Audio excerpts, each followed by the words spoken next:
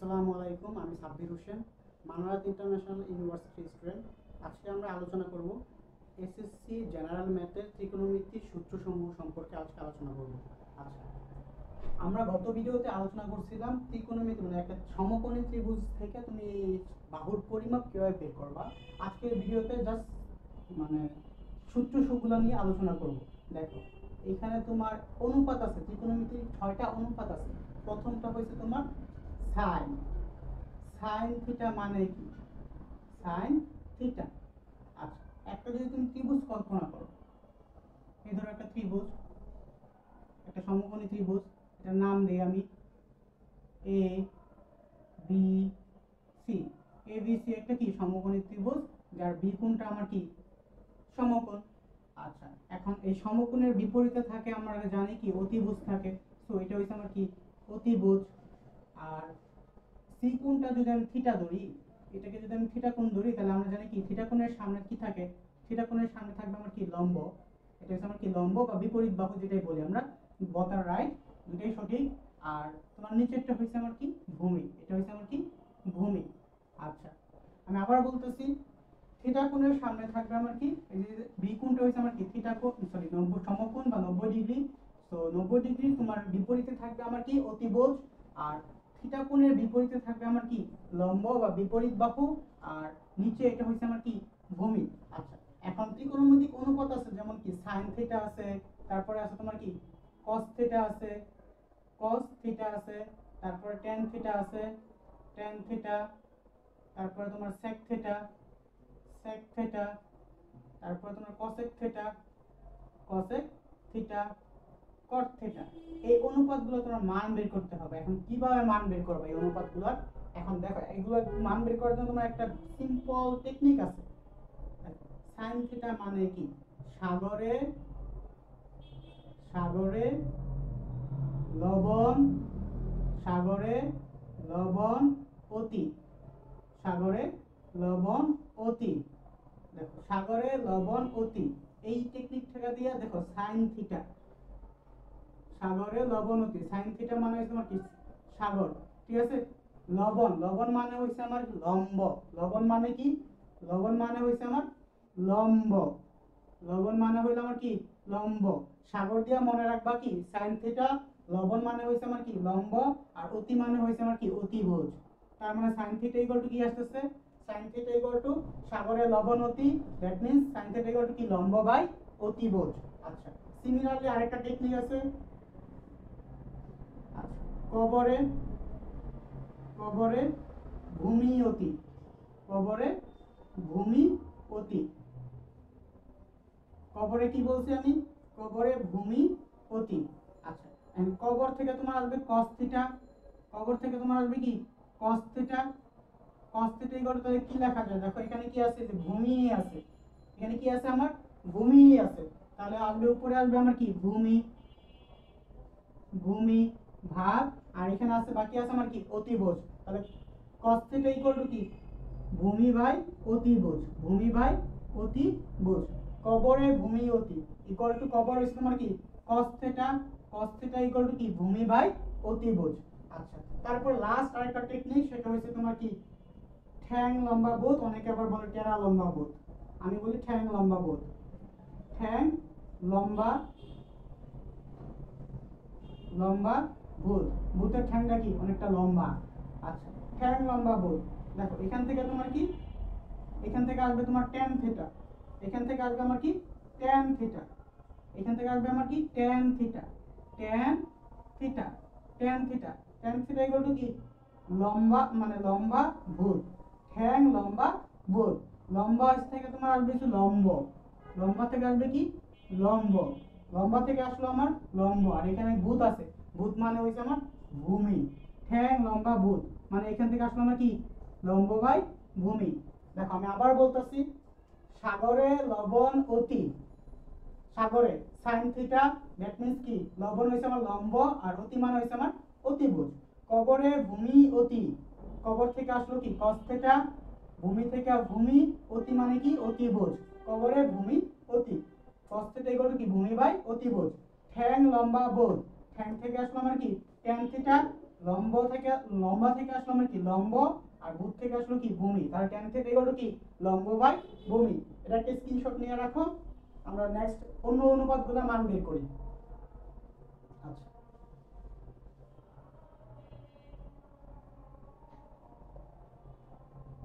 তাহলে আমাদের তিনটা মান হয়ে গেছে, আর বাকি আছে আরো তিনটা। দেখো, এখন এগুলোর সাথে বাকি তিনটার একটা সম্পর্ক আছে, sin theta cos theta tan থিটার সাথে বাকি তিনটার একটা সম্পর্ক আছে। দেখো sin থিটা ইকুয়াল টু আমরা কি পাইছিলাম, এখানে দেখো sin থিটা ইকুয়াল টু কি পাইছিলাম আমরা, sin থিটা ইকুয়াল টু পাইছিলাম আমরা কি লম্ব বাই ভূমি। sin থিটা ইকুয়াল টু পাইছিলাম আমরা কি লম্ব বাই অতিভুজ। sin থিটা ইকুয়াল টু কি লম্ব বাই অতিভুজ পাইছিলাম। cos থিটা ইকুয়াল টু পাইছিলাম কি ভূমি ভাগ অতিভুজ, ভূমি ভাগ অতিভুজ। tan থিটা ইকুয়াল টু পাইছিলাম কি tan থিটা ইকুয়াল টু পাইছিলাম কি লম্ব বাই ভূমি, লম্ব বাই ভূমি। এখন sin এর সাথে তোমার সম্পর্ক হচ্ছে তোমার এই যে cosec এর সম্পর্ক আছে, sin এর সাথে কার সম্পর্ক আছে, cosec এর সম্পর্ক আছে। আচ্ছা আমি লিখে দিচ্ছি সেই সম্পর্কটা, sin theta equal to 1 by cosec theta. sin theta equal to কি 1 বাই cosec থিটা, এটা একটা সূত্র, এটা তোমার ম্যাথ করতেও কাজে লাগবে, তুলে নিতে পারো। sin থিটা ইকুয়াল টু কি 1 বাই cosec থিটা। ঠিক আছে, এখন এখান থেকে যদি আমি বের করি, তাহলে দেখো cos থিটা ইকুয়াল টু কি আসে, sorry cosec theta equal to কি আসবে, cosec থিটা ইকুয়াল টু আসবে কি 1 ভাগ sin থিটা। sin থিটা দেখো এখানে ছিল sin থিটা ইকুয়াল টু কি 1 বাই cosec থিটা, তো আমি cosec থিটাকে এই পাশে নিয়ে আসলাম, তো sin থিটা ওই পাশে চলে গেল, নিচে চলে গেল, তাহলে cosec থিটা ইকুয়াল টু আসলো কি 1 বাই sin থিটা, খালি সাইডটা জাস্ট চেঞ্জ হয়েছে আর কিছু না। তাহলে এখন sin থিটার মানটা বসাই, 1 ভাগ sin থিটা মানে আমরা কি জানি, sin থিটা মানে হইছে আমরা কি লম্ব ভাগ অতিভুজ, তো নিচে লিখলাম আমি কি 1 ভাগ লম্ব ভাগ কত অতিভুজ, লম্ব ভাগ অতিভুজ। তাহলে এটা ক্যালকুলেশন করলে তোমার আসবে কি, এটা যদি ক্যালকুলেশন করি তাহলে আসবে অতিভুজটা উপরে যাবে, অতিভুজ উপরে যাবে, আর নিচে আসবে আমার কি, নিচে আসবে আমার কি লম্ব, অতিভুজ উপরে যায় আর নিচে আসে আমার কি লম্ব। ঠিক আছে, দেখো তুমি যদি না বুঝো আমি আরো এটা সহজ করে দিতেছি তোমার জন্য, উপরে লিখি আমি একটু। আচ্ছা দেখো এখানে কি ছিল cosec theta, cosec theta equal to কি ছিল 1, তাই তো 1 দিলাম, তারপর কি ছিল ভাগ ছিল, আমি উল্টায় দিলাম গুণ দিলাম, ভাগ যদি উল্টায় দিই তাহলে কি অতিভুজটা উপরে যাবে, অতিভুজ উপরে, আর নিচে আসতেছে আমার কি, নিচে আসতেছে আমার কি লম্ব, অতিভুজ উপরে যাবে আর নিচে থাকবে আমার কি লম্ব, তাহলে cosec থিটা ইকুয়াল টু হয়ে যায় কি অতিভুজ বাই লম্ব। cosec থিটা ইকুয়াল টু কি পাইলাম আমরা, cosec থিটা ইকুয়াল টু কি অতিভুজ, অতিভুজ ভাগ লম্ব। cosec থিটা ইকুয়াল টু পাইছি আমরা কি অতিভুজ ভাগ লম্ব। আচ্ছা, তো আবার দেখো sin থিটা ইকুয়াল টু কি ছিল লম্ব ভাগ অতিভুজ, তাহলে cosec থিটা ইকুয়াল টু কি আসলো আমার, cosec থিটা ইকুয়াল টু আসলো আমার অতিভুজ ভাগ লম্ব, একদম sin থিটার উল্টাটা দেখো, cosec থিটা ইকুয়াল টু কি আসলো আমার, cosec থিটা ইকুয়াল টু আসলো আমার কি অতিভুজ ভাগ লম্ব। sin থিটা ইকুয়াল টু ছিল কি 1 বাই, না সরি লম্ব বাই অতিভুজ, cosec থিটা ইকুয়াল টু আসলো কি অতিভুজ বাই লম্ব, কারণ আমাদের সম্পর্ক ছিল কি sin থিটা ইকুয়াল টু কি 1 বাই cosec থিটা, উল্টা সম্পর্ক ছিল, তো এটা উল্টায় দিলে তোমার কি cosec থিটা আসলে ইকুয়াল টু কি অতিভুজ বাই লম্ব। সিমিলারলি cos থিটার সাথে sec থিটার একটা সম্পর্ক আছে। আচ্ছা আমি এটা মুছে দিলাম, তোমরা তুলে নাও।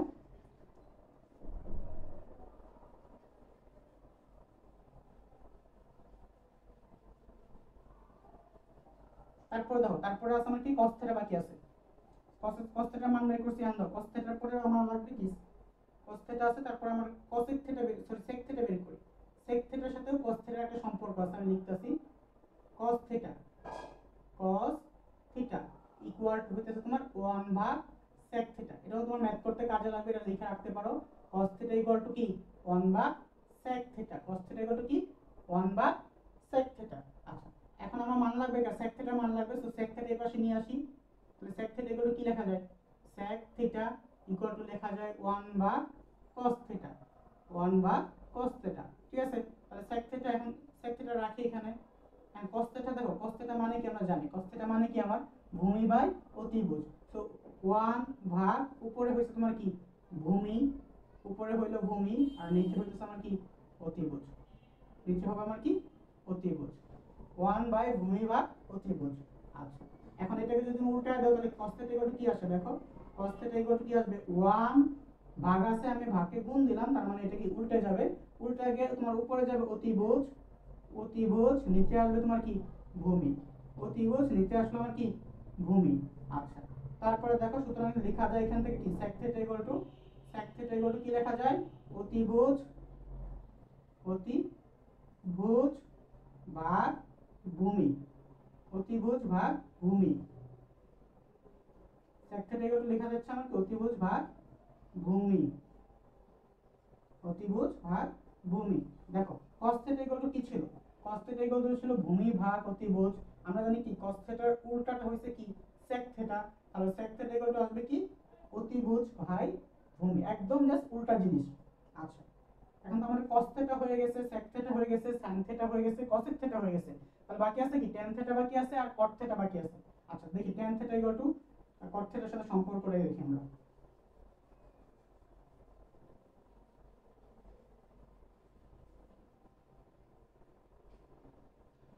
tan θ, tan θ এর সাথে একটা সম্পর্ক আছে, tan θ কি, tan θ হচ্ছে তোমার equal to 1 by cot θ, tan θ কি 1 বাই cot θ। আচ্ছা, এখন এখানে যদি আমার cot আমার মান নাই, cot θ এর মান নাই, তাহলে cot θ এর মান বের করব, cot θ কি 1 ভাগ tan θ, tan θ। আচ্ছা দেখো আমি মান বসাই এখন, 1 ভাগ tan θ এর মান দেওয়া আছে তোমার কি লম্ব ভাগ ভূমি, তাহলে এখানে লিখলাম কি আমি লম্ব, লম্ব ভাগ কি ভূমি, লম্ব ভাগ ভূমি লিখলাম। এখন যদি এটা উল্টায় দেই তাহলে কি আসবে 1 ইনটু ভূমি, 1 ইনটু কি ভূমি, নিচে থাকবে তোমার কি লম্ব, 1 ইনটু ভূমি ভাগ লম্ব। সুতরাং তোমার কি cot θ কি আসে, cot θ ইকুয়াল টু আসছে তোমার কি ভূমি, ভূমি ভাগ লম্ব, cot θ কি আসলো আমার ভূমি ভাগ লম্ব। এই যে দেখো cot θ কি আসলো আমার ভূমি ভাগ লম্ব, ঠিক আছে। দেখো tan θ কি ছিল লম্ব ভাগ ভূমি, তাহলে আমরা cot θ কি পাইছি, আমরা cot θ পাইছি আমরা কি ভূমি ভাগ লম্ব, একদম উল্টা সম্পর্ক জাস্ট। আশা করি তোমরা এটা বুঝতে পারছো। এখন দেখো আমি সূত্রগুলো সবগুলো একসাথে লিখে দিই তোমাদেরকে সুবিধার জন্য, ওটা তোমরা স্ক্রিনশট রেখে দিও, সবগুলো একসাথে লিখে দিই তোমাদের জন্য।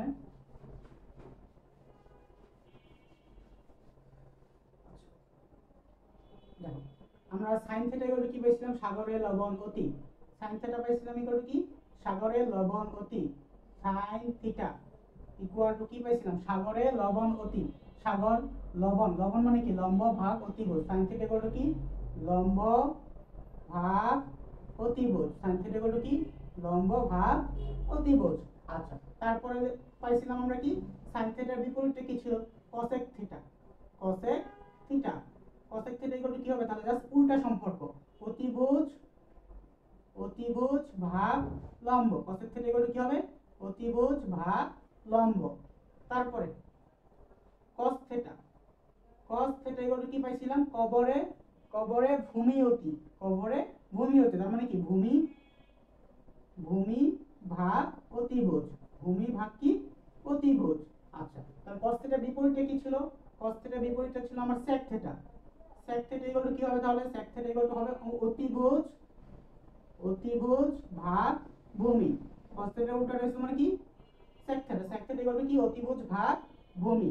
আচ্ছা, তারপর বাকি আছে একটা কি tan θ, tan θ কি ছিল ঠ্যাং লম্বা বোধ, মানে কি ভূতের ঠ্যাংটা অনেকটা কি লম্বা, ঠ্যাং লম্বা বোধ, ঠ্যাং মানে লম্বা মানে কি লম্ব, লম্বা মানে হচ্ছে আমার কি লম্ব, আর ভূত মানে হচ্ছে আমার কি ভূমি, তার মানে tan θ কি লম্ব ভাগ ভূমি। এখন tan θ এর বিপরীত কি ছিল, উল্টা সম্পর্ক কার সাথে ছিল cot θ এর সাথে ছিল, তাহলে cot θ আসবে কি উল্টা যদি দাও তাহলে কি হবে ভূমি, ভূমি ভাগ, ভূমি ভাগ লম্ব আসবে, cot θ কি আসলো আমার ভূমি ভাগ লম্ব আসলো। আচ্ছা, এখন আমি এই উল্টা সম্পর্কগুলো তোমার লিখে দিই পাশে, sin θ কি sin θ 1 ভাগ cosec θ, sin θ হইছে আমার 1 ভাগ cosec θ। এই সূত্রগুলো তোমার ম্যাথে কাজে লাগবে, অনেক কাজে লাগবে। sin θ 1 ভাগ cosec θ, তারপরে cos θ cos θ 1 ভাগ sec θ, cos θ 1 ভাগ sec θ, cos θ কি 1 ভাগ sec θ। তারপরে tan θ, tan θ 1 ভাগ cot theta, tan theta equal to কি 1 ভাগ cot theta, tan theta equal to 1 ভাগ cot theta। এই হইছে তোমার উল্টা সম্পর্কগুলো। আচ্ছা, এখন আরো কিছু ইনফরমেশন জেনে রাখো যেগুলো তোমার ম্যাথ করতে কাজে লাগবে। সেটা হচ্ছে তোমার tan theta equal to আরেকটা সূত্র আছে, tan theta equal to হচ্ছে তোমার sin theta, sin theta ভাগ cos theta, tan theta equal to কি sin theta ভাগ cos theta। এটা তোমার ম্যাথ করতে প্রচুর কাজে লাগবে, ম্যাথ করতে এটা প্রচুর কাজে লাগবে। sin theta ভাগ cos theta, tan theta equal to কি sin theta ভাগ cos theta। আরেকটা আছে তোমার কি cot theta, cot theta আমরা জানি কি tan আর cot কি উল্টা সম্পর্ক না, তো এখানেও তোমার উল্টা দেব। tan theta equal to কি লিখছিলাম sin theta ভাগ cos theta, তো cot theta হবে তোমার কি cos theta, cos theta ভাগ sin theta, জাস্ট উল্টা যাবে আর কিছু না। cos theta ভাগ sin theta, cos theta ভাগ sin theta। আচ্ছা, এইগুলো কয়টা সূত্র দেখো, এখানে আছে 6টা, তারপর এখানে আছে 1 2 3টা, আর এখানে 2টা। এগুলো গেল কয়টা 6টা 3টা 9টা আর 2টা, 6টা 3টা 5টা 5 11টা সূত্র গেল। আর আছে তোমার 3টা সূত্র, আর মাত্র আছে তোমার 3টা সূত্র। ওই 3টা সূত্র বলে পুরো ত্রিকোণমিতির সূত্র তোমার শেষ। আর বাকি আছে তোমার 3টা বর্গের সূত্র। দেখো 3টা বর্গের সূত্রের প্রথমটা হইছে sin square theta, sin square theta, sin square theta plus cos square theta, sin square theta plus cos square theta equals to 1, sin square theta plus cos square theta equals to 1। এই একটা গেল, ঠিক আছে। তারপর আরেকটা বর্গের সূত্র আছে sec square theta, sec square theta equals to 1 plus tan square theta, sec square theta equal to কি 1 plus tan square theta, sin square theta plus cos square theta equal to 1, sec square theta equal to কি 1 plus tan square theta. আরেকটা সূত্র আছে final সূত্র, সেটা হচ্ছে তোমার কি cosec square theta, cosec square theta, cosec square theta equal to 1 plus cot square theta, 1 plus cot square theta, cosec square theta equal to 1 plus cot square theta. এই হলো তোমার পুরো ত্রিকোণমিতির সব কয়টা সূত্র, এর বাইরে আর কোনো তোমার সূত্র পড়তে হবে না। এই কয়টা সূত্র যদি তুমি পারো তাহলে তুমি ত্রিকোণমিতির সবগুলো ম্যাথ করতে পারবা। এইগুলো একটা স্ক্রিনশট নিয়ে রাখো। আমি একটু এখন তোমাকে sin থিটা ইকুয়াল টু লম্ব বাই অতিভুজ, cos থিটা ইকুয়াল টু কি অতিভুজ বাই লম্ব, এই জিনিসগুলো একটু তোমাকে বুঝাবো। একটা স্ক্রিনশট নাও, আমি মুছে দেব। আচ্ছা, মুছে দিলাম এগুলা।